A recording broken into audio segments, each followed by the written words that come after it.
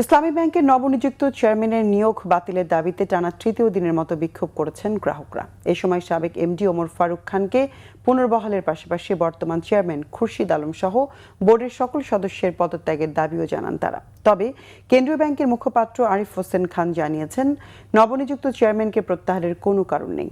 শুভ মাহফুজের রিপোর্ট। সচেতন গ্রাহক ফোরামের ব্যানারে টানা তৃতীয় দিনের বিক্ষোভ। বুধবার সকাল 9টা থেকে মতিঝিলের দিলকুশা ইসলামী ব্যাংক টাওয়ারের সামনে জড়ো হন ইসলামী ব্যাংকের গ্রাহকরা। এ সময় তারা নবনিযুক্ত চেয়ারম্যান খুরশিদ আলমের নিয়োগ প্রত্যাহার চেয়ে বিক্ষোভ মিছিল করেন। মিছিলটি দিলকুশা থেকে প্রেস ক্লাব গিয়ে শেষ হয়।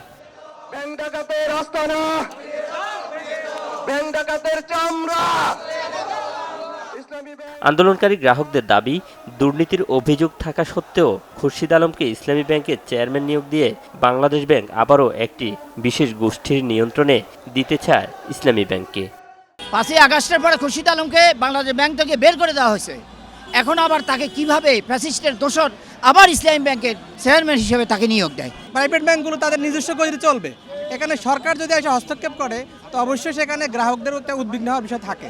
সে ইসলামী ব্যাংকের সংস্কৃতি, কালচার, আইডিওলজির সাথে কোনোভাবেই তার সম্পৃক্ততা নাই, কিন্তু সে তার ব্যাপারে বাংলাদেশ ব্যাংকের 10,000 কোটি টাকা লুটপাট হয়েছিল সেই ব্যাপারে তার অভিযোগ আছে।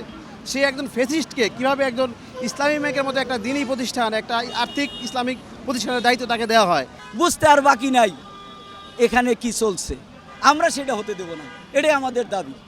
নতুন চেয়ারম্যানের নিয়োগ বাতিল ও আগের এমডিকে পুনর্বহাল করা সহ 7 দফা দাবি না মানা পর্যন্ত আন্দোলন চালিয়ে যাওয়ার ঘোষণা দেন সচেতন গ্রাহক ফোরামের আহ্বায়ক।